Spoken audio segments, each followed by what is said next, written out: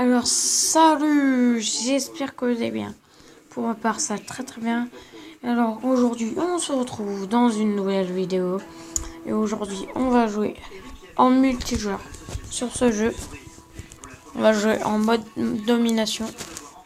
Et après, je pense qu'on va jouer en mode match mort. Match à mort. Il y a eu des points positifs et des points négatifs. Je dirais que les points positifs, ça a été que Lorenzo participe quand même, malgré qu'il soit le plus petit et qu'il soit entouré d'adultes. C'est vrai que les débuts, j'ai eu peur. Je me suis dit, oh là là, il va jamais se mettre dans le moule ou jamais accepter les activités. Mais c'est vrai qu'il a fallu du temps, quoi. Ouais. Mais bon, moi j'étais assez content. Je suis comme toi. Je suis content parce qu'il a appris des choses et on voit que les exercices, il marche sur lui. Voilà, il y arrive. Voilà. Mais il faut y mettre à la bonne volonté, c'est toujours pareil. Il faut que, Faut qu'il travaille à la maison, qu'il travaille tout le temps. il accepte de faire les exercices. Des exercices qui ont, en tous les cas, épuisé le petit garçon.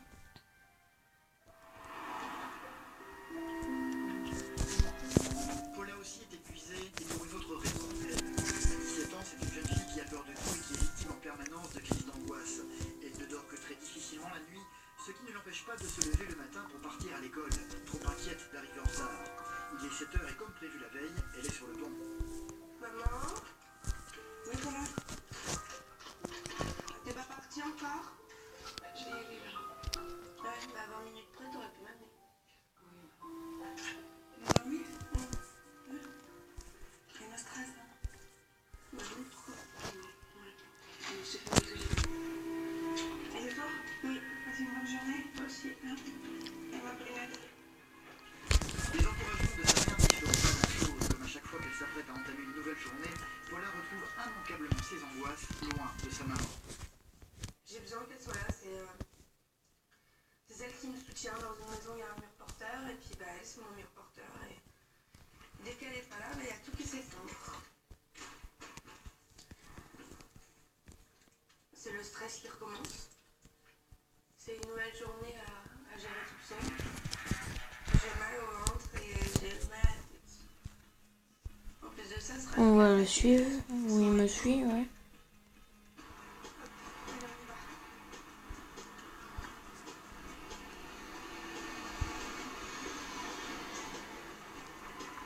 Une journée qui va commencer par cette fameuse route qui semblait tant la terrifier hier soir. C'est à pied qu'elle va se rendre à Gare pour prendre son train. Pour se rassurer et tromper ses angoisses, elle a pris l'habitude de faire apparaître régulièrement la photo de son papa disparu sur son téléphone pour la regarder un nombre incalculable de fois durant la journée. J'ai tellement peur. Putain, c'est qui m'a tué? Je me sens obligée de faire ça. Ok. Juste pour hop, un petit flash de sa photo. Il y aura ensuite le bus. J'aurais dû prendre tout. Ici, il n'y a que des adolescents en difficulté, qu'ils soient hyperactifs, dyslexiques ou sujets à de la phobie scolaire. Ils ne sont que 5 par classe.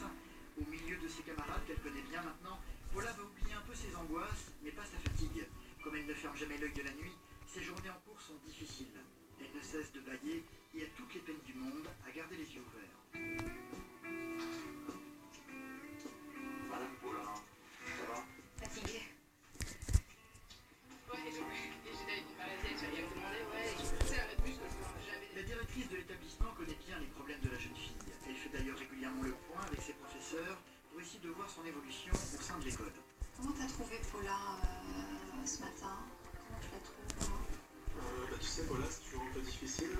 Elle est toujours dans son apparence d'assurance, toujours ce masque où elle a cette constance dans le paraître, mais malgré tout, elle reste fermée. Elle se bat Bim, tiens. contre ses angoisses. Mais c'est vrai qu'elle prend sur elle-même. Elle prend énormément. Elle le dit d'ailleurs, et on le voit. On voit parfois quand elle arrive. Ils sont chiens. Elle est tendue, les postures, elle ne se tient pas droite. Nathalie, sa maman, est persuadée que l'état de Paula est étroitement lié au décès de son papa. C'est depuis sa disparition que les choses se sont considérablement aggravées pour elle. Paula a une plus grande sœur, Valériane. Elle est mariée et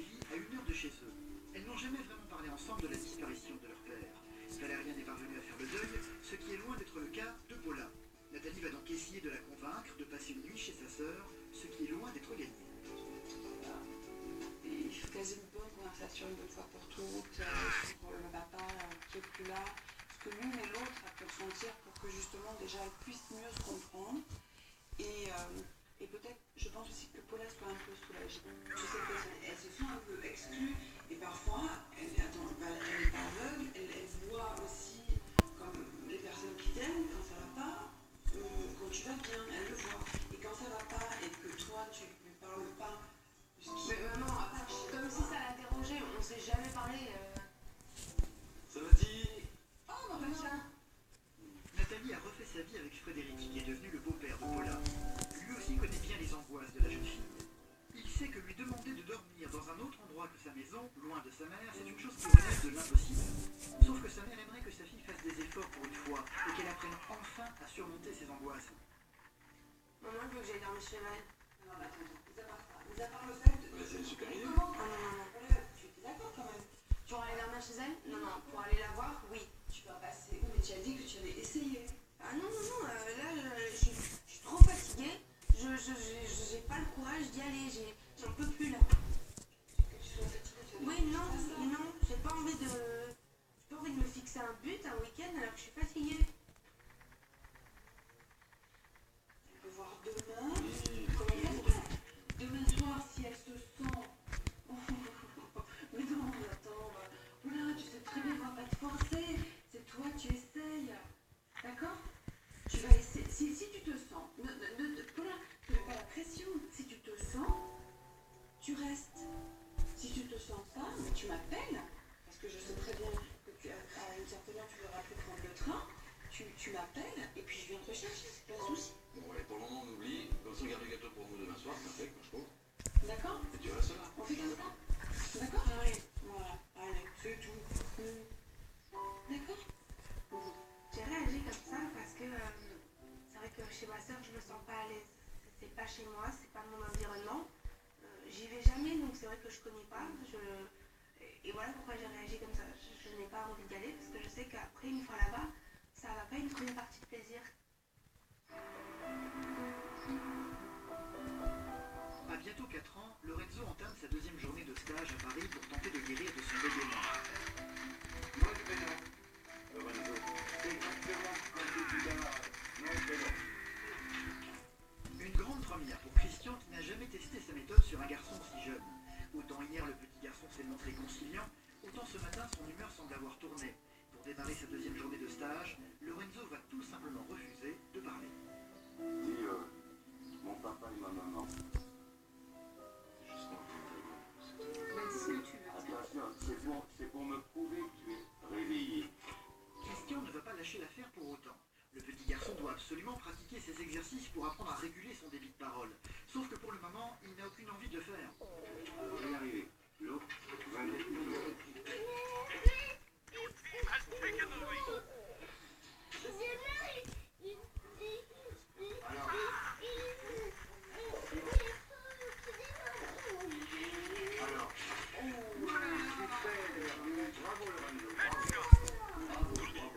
On sent que Christian, il est un petit peu désemparé à certains moments. Il ne sait pas comment réagir. Et c'est vrai que comme c'est la première fois qu'il a un petit garçon aussi jeune et puis aussi dur, hein, parce qu'il faut le dire, Lorenzo, il y a beaucoup de rébellion en lui, hein, contre lui-même, contre les mots. Il faut arriver à gérer tout ça. Il essaye un petit peu de faire un mix de toutes les techniques pour trouver ce qui convient le mieux à Lorenzo. Mais Lorenzo n'y met décidément pas de chien. Il n'en a que pour ses jouets et refuse de s'intéresser à ce que lui dit Christian. Ce sera un peu brusqué, mais c'est joué. Demain, c'est à l'appartement. C'est dans un sac. Comme d'habitude, on essaye plusieurs choses et on prendra ce qui lui convient mieux. Là, on vaut mieux, je sais, je compte. Pour tenter de l'intéresser, ils vont installer leur fils à la même table que les autres participants. Si tu me fais un clavier, je le mets sans plaque. C'est pas la table à jouer ici. Ça, on est là pour travailler, on va suivre le livre et les exercices. Mais ça, Lorenzo n'a aucune envie de le faire. Il va donc se rebeller de plus en plus violemment. Son père va donc prendre la décision de lui retirer ses jouets et de les enfermer dans son cartable. Papa te parle tout le temps, tu vas pas excuser. La privation des jouets ne va hélas absolument rien donner. Le petit garçon ne veut clairement plus être ici et va rentrer dans une crise incontrôlable.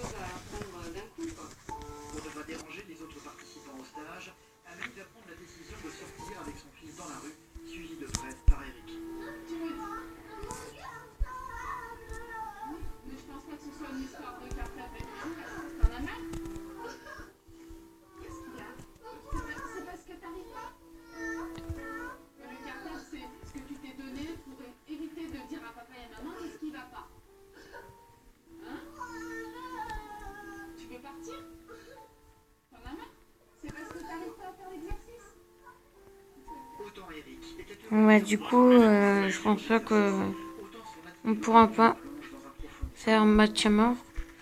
Ah, Azur, Azur, Azur. Ouais, ouais, Azur, Azur. Ouais. Goose, goose. Azur, goose, goose. Et goose, goose. C'est bon, goose, goose. Azur, goose, goose. Voyant qu'il y a un problème, Christian va finir par venir le voir. Avec les jeux.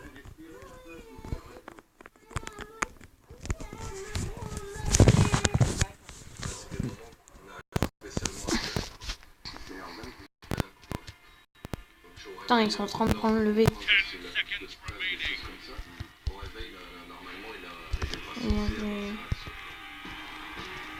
Ah bah, il y en a deux qui sont... Yes, gagné. Pour le calmer et lui donner l'envie de revenir, ils vont donc essayer de prendre du bon temps avec lui en découvrant la capitale. Ça te donne ta musique un peu? On a marre d'être enfermé là-bas. Un peu le dire maintenant. C'est dur, c'est long les journées C'est là. que t'as les mots pour le dire. Tu dis, J'ai envie de je veux m'amuser un peu. sortir un peu. Regarde Lorenzo. Tourne-toi. Regarde.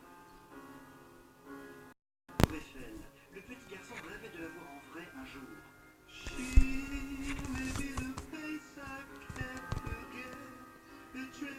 Oubliez la crise de colère de ce matin, Lorenzo va enfin trouver le sourire.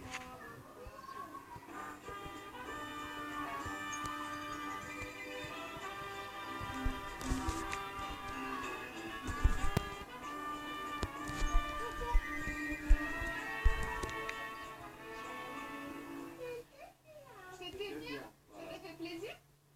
Ça fait du bien un peu à tout le monde. Voilà. Ça détend l'atmosphère. Ils ne retourneront pas au stage aujourd'hui pour éviter un stress inutile au petit garçon.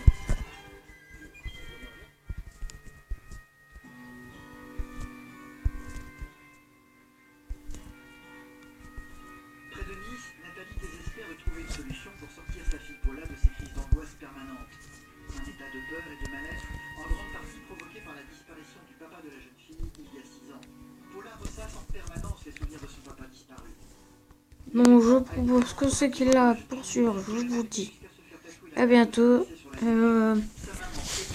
Surtout abonnez-vous, laissez des petits pouces bleus et des commentaires. Allez, à plus.